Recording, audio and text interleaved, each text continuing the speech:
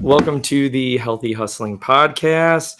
I'm Dr. Broadworth, and today we have on is Rachel Clousing. Rachel is a CrossFit Games athlete. She was on the 8th day team at the CrossFit Games in 2024, finished 5th place, and is also a personal trainer. She's a friend, and I am really happy to talk with her about her story. If you're dealing with anything with, I would say, resilience, anything fitness related, mental toughness, if you enjoy listening to that, you're going to want to listen. Thanks so much for coming on, Rachel. Thanks for having me, Eric. Did I miss anything on your accolades on everything that you've done? No, I don't think so. Recently, that's pretty much it. Yeah, just a CrossFit Games athlete, top like 1% of the population, which I think your story has been to me, it's very inspiring because you post about I would say like your journey there. You're on social media a lot. And, even from when you first became a trainer or into fitness, and you just posted yesterday about barbells had to start somewhere. How and what were you using in that post? Do you know what I'm talking about? Yeah, so I just post you know how memories pop up on your Instagram? Yep. Like however many years ago, same day. Yep. So this was from 2016. Okay. And it was I was doing a more bodybuilding style workout, but kind of a HIIT style. And I was using a 25-pound barbell and a 35-pound barbell.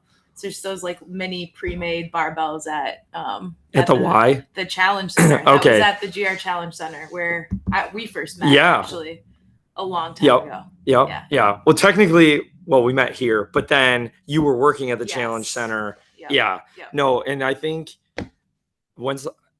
and this isn't to put it down. You always have to start somewhere. But when's the last time you used a 25 or 35-pound bar? I mean, the women's bar is a 35, so I warm up with it. Yeah. So if you're listening though, again, and you're not there, but you want to be there, or you have goals that you want to be able to hit.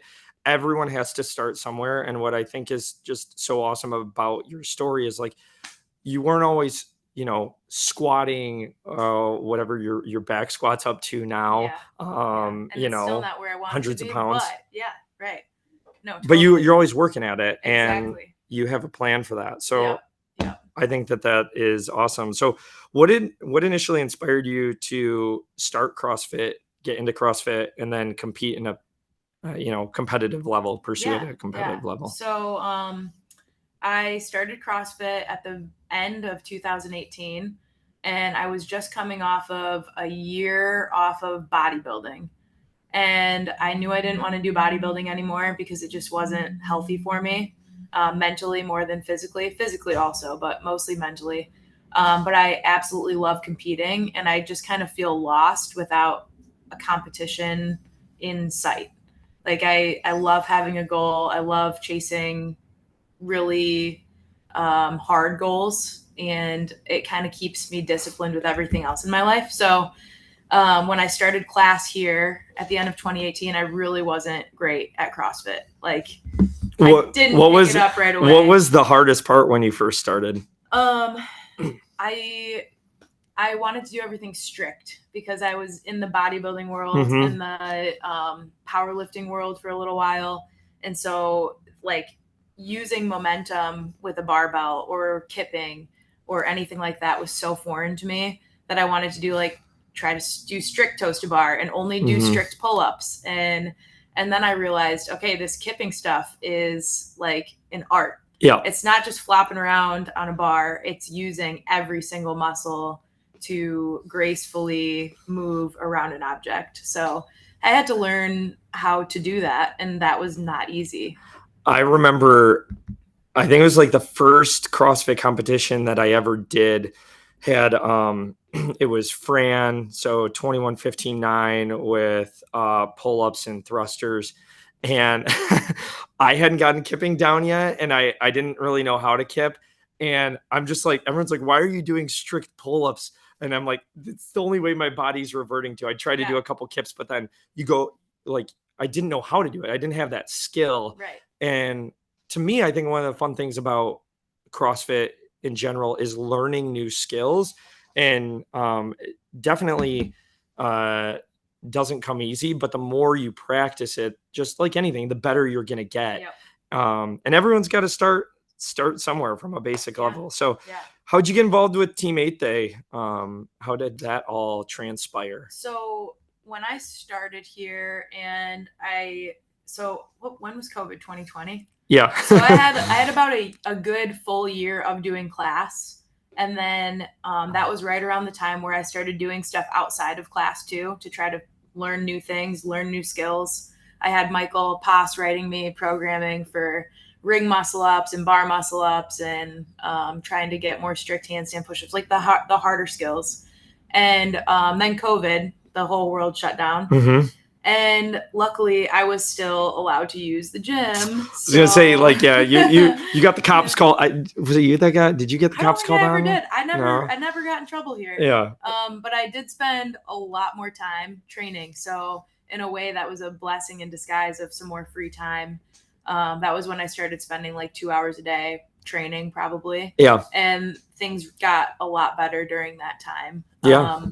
It was, yeah. So at that time, like, being on Team 8th Day was not even on the radar, in really. my sights. Yeah. I was like, I had just seen Zoe, Ryan, Heather, and Michael compete, and like that, I wanted to do it, of course, but I probably wouldn't have said it out loud. Yeah. Like, it was kind of a pipe dream. And so when Heather and Michael asked Dylan and I in 2023, that was 2023, right? Yeah. We didn't make it to the games, but yeah, that 23. was the first year that they asked us to compete with them. I was like elated. I was so excited. And it gave me even more reason to, train harder, to get better, because I didn't want to be the weak link. So yeah, that's when I really started putting even more time into it. So obviously, in order to do that, you have to be resilient. You got to overcome challenges. You got to check the ego at the door at days, have some failures. But were there any pivotal moments or challenges that required you to build resiliency that you can think of? Oh man, yeah. So the year before Michael and Heather asked Dylan and I to be on a team, I was on a team with Willow and Tyler Pavliga, who don't go here anymore, but they're great athletes. And one of the quarterfinals workouts, this was one of the years we had two teams. One of the quarterfinals workouts had ring muscle ups in it. And at the time, I could do them, but I couldn't do them well. And I was doing one at a time. So it was like a relay race where one person would do like thrusters, chest to bar, and then thrusters, pull-ups, and then thrusters, and then end with ring muscle ups or something like that, something along those lines. And so the other stuff, no problem, whip through it. Yeah. Get to the ring muscle ups. A lot of the gym, I don't want to say the whole gym, it felt like the whole gym was upstairs watching, because the good team 8th Day had already gone. And so they're like, well, we'll just sit around and hang out and watch these guys go. And I was the last one to go out of the four of us, because they were like, if it takes her a long time, then we'll get time capped on her. We'll all get through it, whatever. Yeah.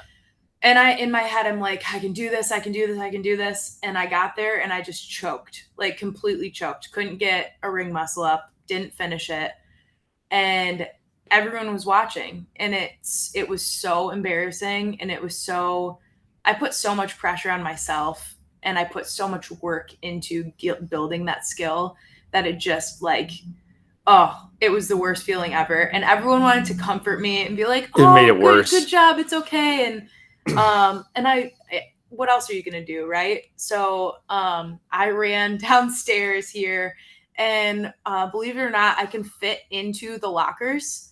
So oh my gosh, I've never heard this story before. I put myself in a locker and shut the locker. And Jane Elzinga came downstairs looking after me, and she found me. And did she open the locker? She was like, it's gonna be okay, honey. And I was like, I just don't want to talk about it. I don't want to talk about it. So anyways, that night I journaled. I went to bed early.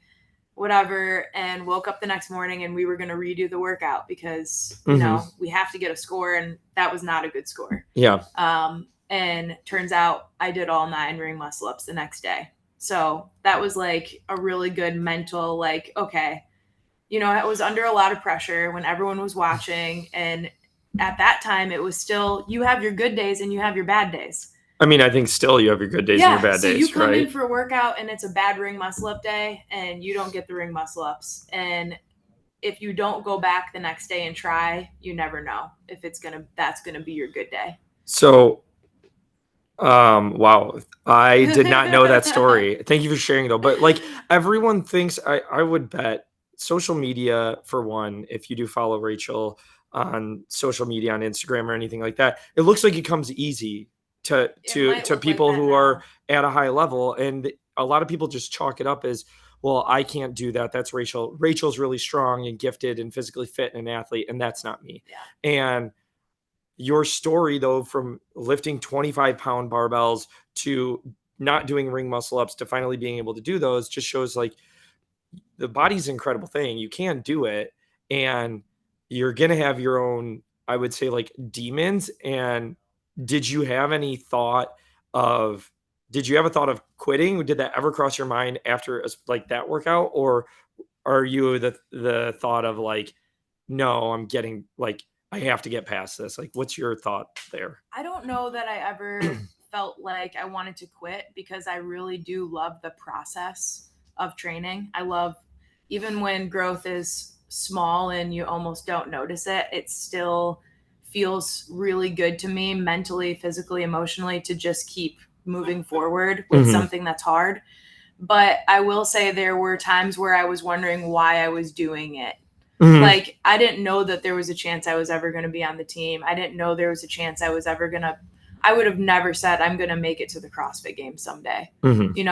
So there were times where I'm putting hours and hours into this, getting emotionally invested, getting physically hammered, like my body hurts and I'm trying really hard at this thing, and I'm like, why? Yeah, not hammered like throwing back alcohol. Actually, the opposite of that. Yeah. But you make it your lifestyle, and then you wonder, like, is this going to be worth it? Is all this time invested going to be worth it? And I think I've learned this over my lifetime, and you probably have too. Anything that you invest your full effort and time into is somehow going to pay off.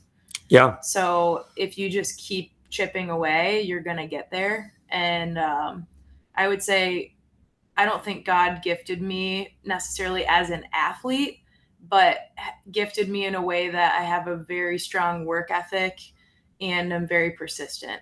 So I may not have like the natural gift of being a CrossFit athlete, but I will have the headspace to be able to get there, if I want it bad enough. The ability to push through and persevere. And I think that there's for sure, that's a big chunk of the battle, more of the battle often than people think, is the mental like war you have going on in your own head. And so how do you like mentally and physically prepare to handle like the intense demands for CrossFit training and competition? And you're a personal trainer too. It's not like you don't work, like you're working full time too, and handle that. Like, how do you deal with all that mentally and physically? So I don't know if you're like this, but I sometimes feel like the busier you are, the more you get done. Like Sometimes. sometimes, right? Yeah. But the more demanding life is at times, the more I really Find a way. hone in on where I'm putting my time. So like if I only have, and this is going to sound funny, but if I only have 3 hours in the middle of the day to train, as soon as my last client's done, I'm eating a snack and I'm getting on a bike and I'm warming up. Like, I'm not going to sit around for 30 minutes on my phone before I get moving. Yeah. I like only have that amount of time, and then I have 10 minutes to like put new clothes on for the next client that's coming in after that. So like I want to get my things done really quick, really efficiently, and I want to do them well. So I think it keeps me, focused and disciplined, and You're saying staying busy does? Staying busy does. And also, yeah, and it's, I can't get through a day if I'm not also sleeping 8 hours, 7 to 9 hours, really, eating, hitting my macros every day, drinking water, like staying on top of all those things too. So I just make sure I'm prepared for the day almost every day. So, kind of what I'm hearing too, and you can tell me if I'm wrong, but you're busy, right? And there's all these things that require your attention and stuff, but it sounds like you really have your priorities of if I want to hit these goals that you trim the fat. Like you're getting rid of scrolling on your phone for 30 minutes before warming up instead of just getting right into it. Are you one who functions? I'm just curious, like, do you have like time blocks for every hour of the day? Like, do you do that? In my phone, in my calendar, I do. I don't always put my own training time in there because I know it's in between everyone else. Sometimes it's morning and midday, but and sometimes I do put it when I'm feeling really overwhelmed. Like, how am I going to fit this all in? I will time block it all out. Yeah. I But actually yeah, have to block my workouts out now. Otherwise it ends up getting filled up with something. And I've told everyone, like my team and my family, sometimes like I'll have to say miss a workout because I think a lot of people will listen to this and be like, oh my gosh, 3 hours, like I could never do that. So there's no way I could ever hit these goals. But really, like, if the goal, if you want to be a CrossFit Games athlete, you got to put in 2 to 3 hours of work a day. If you want to get fit though and just be healthier, you got to put in some movement. yeah, And it's a lot less. everyone's just got so many excuses while I'm busy. It's like, well, everyone's busy, but where are you putting it? There are ways to get it in if you really want to prioritize it.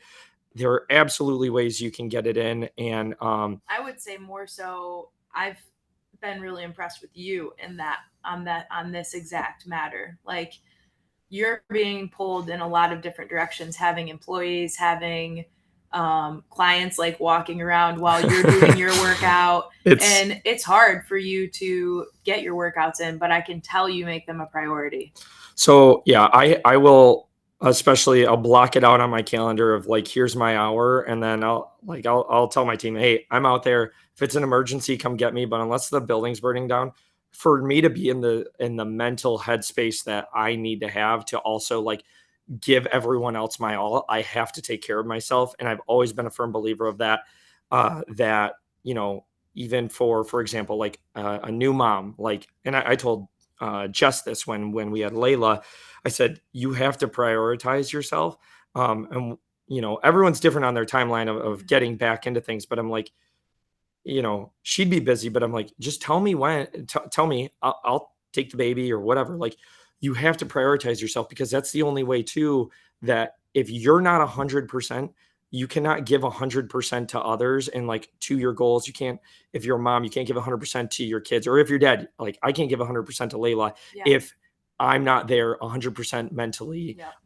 and physically. And yeah, yeah, I've had my own challenges and I see the importance of movement, Yes. and I'm Yes. grateful for the ability to be sore and push sure. myself a little bit, and breathe, simply breathe, and be around and help other people and help other Yeah. people do that. But Right. how do you prioritize your own training while managing your clients' needs? And I'm really Mhm. curious of this Yeah. because you work in the gym, I work in the gym setting of which it's almost a blessing and a curse. I love it. I really do. But it's also like you go and you hop on a bike and it's like someone comes up to you and wants to start talking, right? And it's Yeah. like, hey, I gotta get this Yeah. done. Or, I really, a lot of the people that have been patients, like they've turned into friends, and you just get people like sometimes blowing up your phone or whatever. Um, how do you manage that? I'm just curious because I'm sure, Yeah. like, do your clients kind of like text you all the time? How's that work? Yeah, so I am not an amazing texter as far as getting back to people right away. Like, if I know it's not something that needs to be handled right away, I just leave it. Mhm. So while I'm training, I try not to respond to texts at all. I just try to just get through what I'm doing. Um, but managing clients in general, like, during games training and stuff, that was a little bit more tough because we're working on a schedule of 4 different people trying to train together. Also a lot more physically taxing. I would say we were probably training 4-ish hours a day. And it's like when I'm on my feet training people for 6 to 8 hours a day And then going to add training. in 4 hours of my own training, I'm spent. completely like, I can't even imagine doing anything in the evening. I still right now usually don't do much in the evening. There's one day I lead a small group at church on Mondays.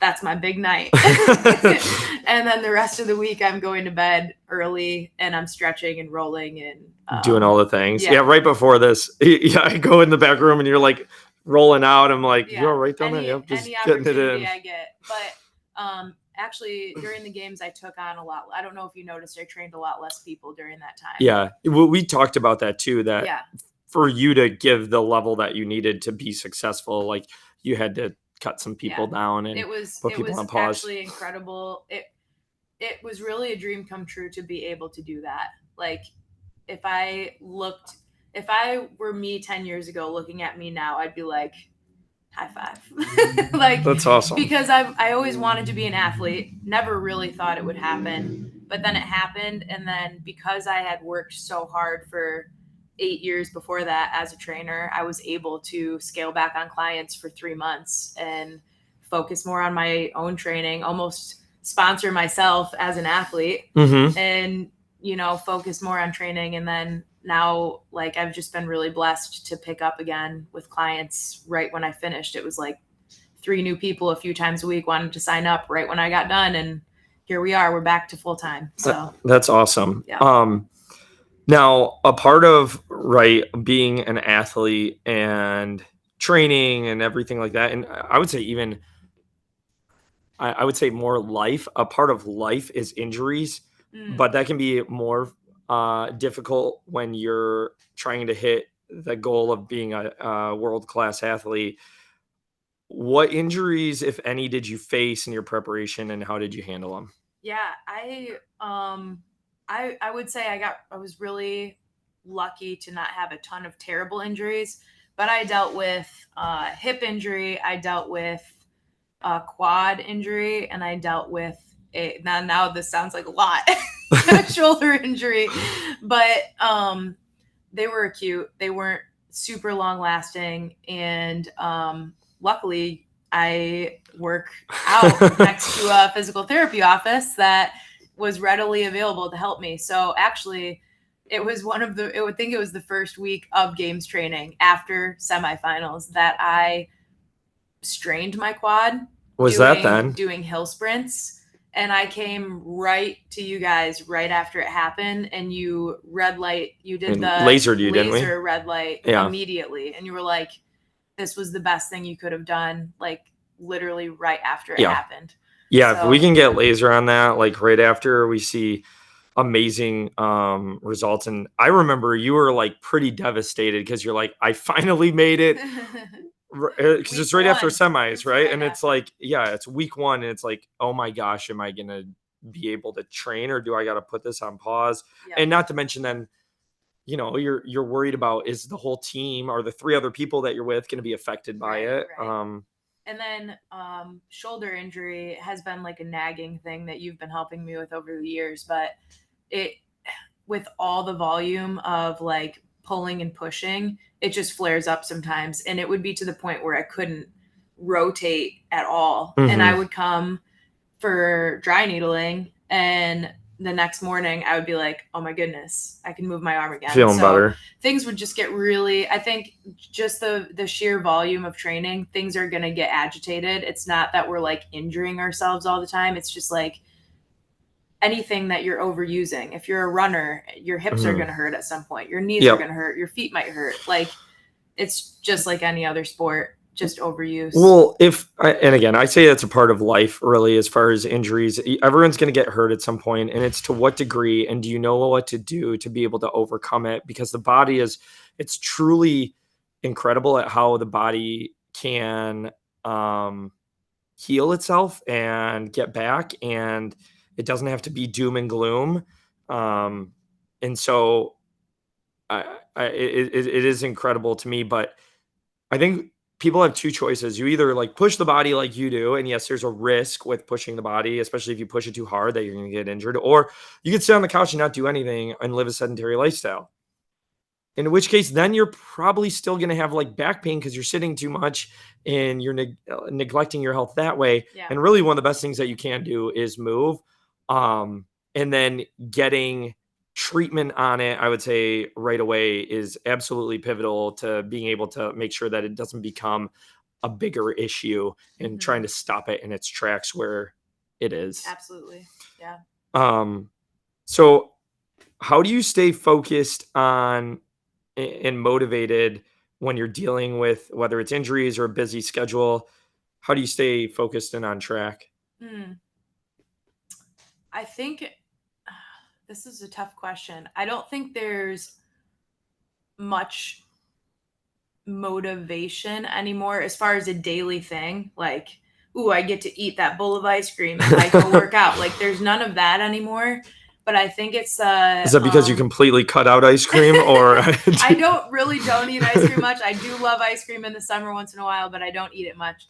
But no, there's no like motivation for fitness for me in any sort of maybe aesthetic way. Yeah. Or I think it's, for me, it's really, I've really pushed towards the performance side of things. And I know that if I work really hard, I can get further. And so I think it's just, thinking of the future. I think that's a bigger why though than an aesthetic thing. I think, I don't know, an aesthetic thing, it's harder, maybe because it's harder to measure. Sure, you can do like body scans and things like that, right? But like, I would say it's harder to measure versus if you have a time you want to beat or a weight you want to push, and you're inching and you can see some of the progress. Yeah. To me, that is always more motivating of being able to see that progress of, oh, I lifted more this time, I beat that, or I did better at this workout, I got a better time, ran a faster mile, whatever it may be. To me, I think that that's more motivating and able to keep me focused. There was a couple years ago where my numbers for weightlifting were just like very stalled out. Like, I was snatching 155 was my max. I could not get past that. I can't remember what my clean and jerk was, but it wasn't over 200. It was like 190, 195, something like that. And I was like, maybe this is it. Like, maybe I've hit my peak. This is like what I got. And then that same year, I hired a coach for the first time. I started eating a little bit more, and I went on a full like strength program. And then I started snatch. I mean, I added 15 pounds to my snatch and like 20 pounds to my clean and jerk or something like that. And I was like, oh, so I'm not done yet. Was it all of the things that you did, or was it like, what would you attribute to being able to do that? I think it was, I like to do all the things. Yeah. And when you're trying to get stronger, a lot of people can't do all the things. So doing a couple Metcons a day, and then, it's usually 1 or 2 lifts in the beginning of the workout. And then it's 2 metabolic conditioning sessions, or 3, or like, an odd object session. And I had to cut a lot of that stuff out in order to get stronger. I had to use a different energy system, and I had to eat a little bit more, and I had to relax a little bit more. I'm kind of high strung. I don't like to chill out a lot. And I had to like rest, recover, stretch. That's the worst to me. Watch TV, read a book. Yeah. Like, you got to chill out. You got to do the heavy lifting and then let your body heal and recover. Hard lessons. Very hard lessons. I'd had some like panic and anxiety attacks a few years ago.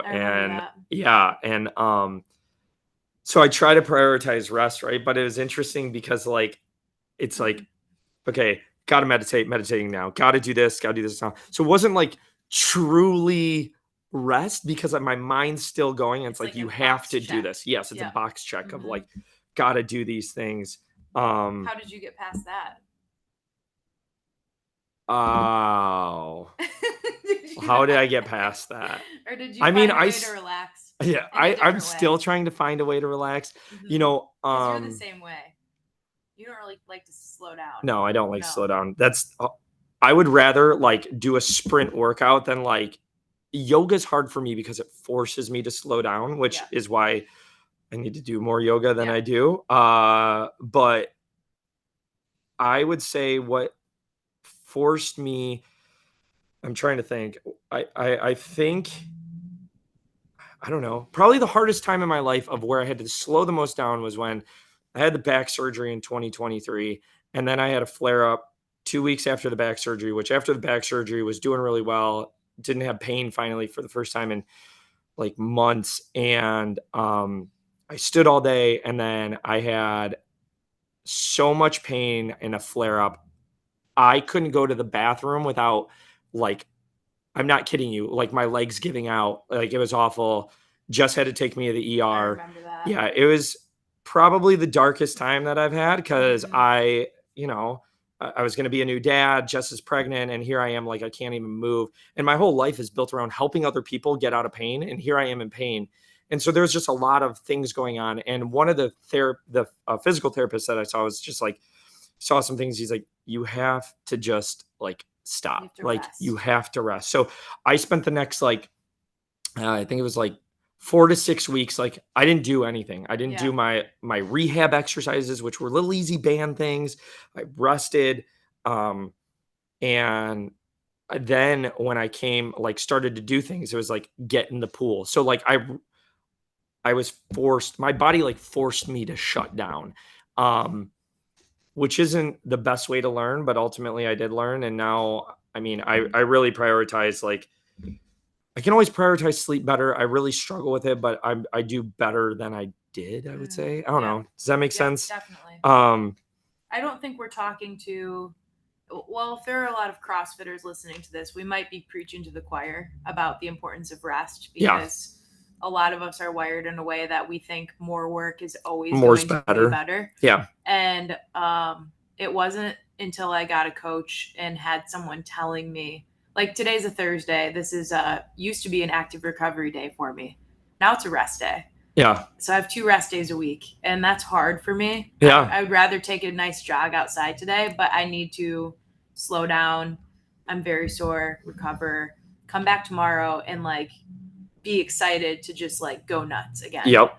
And that's what you need sometimes. And it's hard for us to do, but that's where the results happen sometimes, is doing the opposite of what you want to do. Yeah, this is you telling me this now. I'm like reflecting because my voice is like going, and Nicole, who works for me, she's like, well, maybe you need to slow it down and stop talking and actually take a break. I'm like, yeah, I'll do that. But now I'm like, yeah, I need to sleep more, which I have been. I really have been slowing it down, I swear. Yeah. But are there any mental practices or habits that you've developed to stay resilient? Obviously, we know like exercise, I think, and structure can help you be resilient, but anything that you want to share? The past couple years. Cold plunge? I don't do cold plunges. I don't. Didn't you do cold plunges before? I've done them at competitions, but I hate. That's why you got to do it. I swim, and I hate swimming, so that's my thing. Okay. Like, I'll swim, and I hate it, so that's my like neuroplasticity or whatever it's good for. Yeah. Check that box. Okay. I don't do cold water. I'm cold all the time in here. That's I'm freezing all day. But I have actually grown a lot in my faith in the last couple of years. So spiritual practice, reading the Bible, praying, meditating, has become a really big part of my resilience, I would say, because it's helped me separate my identity as an athlete to my bigger identity, which is my identity in Christ. And that no matter what I do performance wise, as long as I'm bringing glory to God, or as long as I'm using my gifts that I've been given, that's all that matters. Winning. Like, I love winning. You know how competitive I am.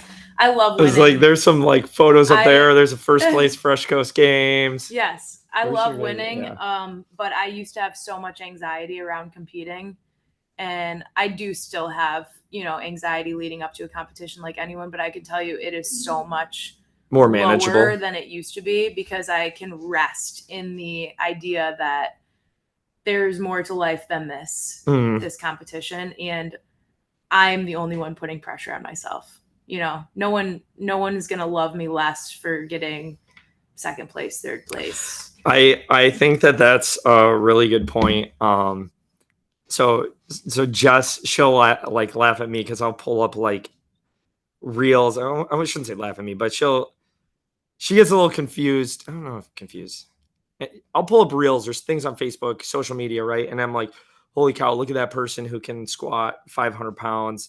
And I think that that's awesome. And she's like, well, why do you need to do that? So she's done a great job of, like, I would say, you know, loving me for where I'm at, who I am, all of those things. Even when, like I talked about, like in my darkest time of having that back issue and just being like disabled, very, very humbling. Yeah. But I think having an overall bigger picture, and we were kind of talking about this before, but I would agree, like my faith in like God and Jesus and that kind of thing does ultimately hold like a bigger picture of, like, for me, why I'm here on earth and what I'm here to do.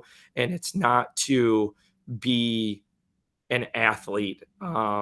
That's definitely not my role. My role is I think to help other people in various ways. And when you think about that and you come, I think, from a place of gratitude, like I always try to say something I'm grateful for every single day. And no matter how hard of a time you're in, because there can be some really dark times and really dark holes, and everyone's got their own battles. Yeah. But no matter what, if you can come and say, I'm grateful for this, and there's always something to be grateful for. Sure. And it's some days it's like, I'm grateful I'm breathing, right? Like it can be just simply grateful I'm breathing. It doesn't have to be that you hit a new PR or anything like that, because you're not going to do that every day. But I think that that's Yep. yeah, remembering how good things really are when it comes down to it. And why to wake up the next day and try harder, or try harder the next rep, or whatever it may be. So what are your main training goals right now? Yeah. Are you competing in 2025? Oh man. Hope to be. So currently this is like the off season, which is the time last year where I also did the same thing, and I focused on my weaknesses, which are strength and strict gymnastics. So I'm working with a Mayhem performance coach, Jake Foster. Okay. And he is helping me with a program. I'm completely wrecked right now, very sore my first weekend, but working on mostly strength. And then I'm planning to compete at Wodapalooza in 2025. Nice. Congratulations. Yeah, we were talking about that. Yeah. RX division. RX division. So I'm actually training through that. I'm not training for it. So I'll be building strength over the next 12 weeks into Wodapalooza. So fingers crossed I'm ready enough to give it my best shot. But yeah, I'm keeping the bigger goal, which is the CrossFit season, not Wodapalooza. And I'm just going to do my best at Wodapalooza, using it as my first experience competing solo. So This will be the first time I'm ever out there by myself. And have you ever done a competition solo? Never. Not even like a local one? Nope. Are there any local solos? There aren't many. No, not that I know of. I can't think of a single one. No. Which, so if you is a big deal. Want to do an event we're in Grand Rapids, but more solo competitions, maybe you'd get more people. Yeah, that'd be a great idea, actually. But I love the team aspect of, like, I don't know, like I think from a local standpoint, in an amateur standpoint, I think pulling a partner in and you doing it with someone else and you pushing each other, I think there's something really cool about that. It's very fun, and I'm terrified. I'll be honest, I'm terrified. This is why I'm doing it. It's been a thing I've literally been shaking in my boots about for a couple years. Like, you're gonna do pressure. You're gonna do great, though. But really excited to try. And then as far as like the team season goes for next year, we've got 3 out of 4 people committed. Yes, definitely 3 out of 4 committed. We're waiting on one more to find out the commitment level. And then if that person says yes, we're going. If that person says no, we will be looking for someone else, and we have a couple people that we're In thinking of mind. that are not from here, but that are close by. So looking to do teams then for sure for the games. Hoping to do a team season, but everything is very uncertain when it comes to 4 different people's lives. So Yeah. if that doesn't happen, my goal is just to be as prepared as I can for the CrossFit season. And if I happened to make it to semifinals by myself or whatever, I would try to do that. If not, you train really hard and you see what See you where can you're do. at. Yep.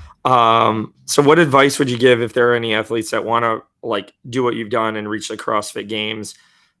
What would you recommend to them?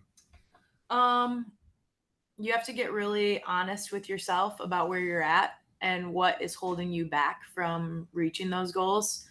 Whether it's your lifestyle or it's someone in your life or it's the ideas that you have surrounding what that goal is. So, um, you know, for me, I really had to surround myself with people that were doing similar things. So we're not going out every weekend. We're getting to the gym on Saturday morning and we're doing a killer workout. We're not going out on Friday night. And also people that are going to support you in your goals. So friends that like to do the same stuff. Otherwise, it's a really lonely road. And then what I mean by being honest with yourself is like, what are you not good at? And how much time are you willing to invest in what you're not good at? Because the only way you're going to get better is doing the stuff you're not good at. So if you're really good at running and you're really good at quick sprinty metcons, but you're not good at, slinging a heavy sandbag around or cycling a heavy barbell during a workout, and you're avoiding those things, you're never going to get better. Yeah. Same with the gymnastics stuff. I think that's the same in just like life though. The life, like you got to focus on you got to focus on some of your weaknesses and do some of the things that you don't like to do. Yeah. For sure. And if you do those things, you will get much closer to whatever your goal is. Any closing thoughts or advice for people who might be balancing training, work, personal commitments that maybe just want to like approach fitness and from that standpoint? I think when you're chasing a really big goal, there isn't really such a thing as balance in life. You're going to be out of balance. Like, oh man, you're gonna rub a lot of people the wrong way. No balance. What does that mean? I mean, if training is your priority, if training for the CrossFit Games is your priority during the CrossFit season, then that is the priority. Like, you're saying no to things that you would normally say yes to. Like, this summer, I usually spend a lot of time at my parents' cottage. This summer, I think I went there once or twice. I didn't get to hang out with my family that much. I didn't get to go to fun trips. I didn't go up north at all. I didn't take a weekend off. Like, there's no balance. Like, every meal was good. Yeah. Didn't drink any alcohol. Yeah. Like, if you really want something, then gotta make some sacrifices. Yeah, but then in the off season, like, now I've caught up with friends. I've done fun things. I've shown up for everything that my family is having. You have to remember it's a season. Yeah. And you have to take the season seriously. Yeah, I do like that, and I've heard that from other people about there's no growth in balance, and I think though that it's important to, I think like you said, have things in seasons, but if you're an athlete, you're going to need to train and you're going to need to make some sacrifices, maybe socially. If you are like a business owner like myself, right? Like I'm going to need to do things that I don't want to do. Now, is it important to have prioritize my family? 100%. Right. However, other things that I might want to do, like business might have to come first. So, and if you want to do, if you're weight loss, right, you might need to, your balance on what your idea of balance might be. You might not be able to have the pizza and the chips and the cookies if you want to hit your actual goal of weight loss. So, and even that is for a season. Right? Season. Yeah. You can go back to it essentially if you need to. You got to figure out a way to make it a normal thing once in a while, not an everyday thing. I agree. Right. So Where can people find you and follow you if they want to get a hold of you? What's the Sure. best way? Yeah. At Rachel Clousing on Instagram. If you want to just like follow what I'm doing, I guess. And then Rachel Clousing training at gmail.com if you have questions about training.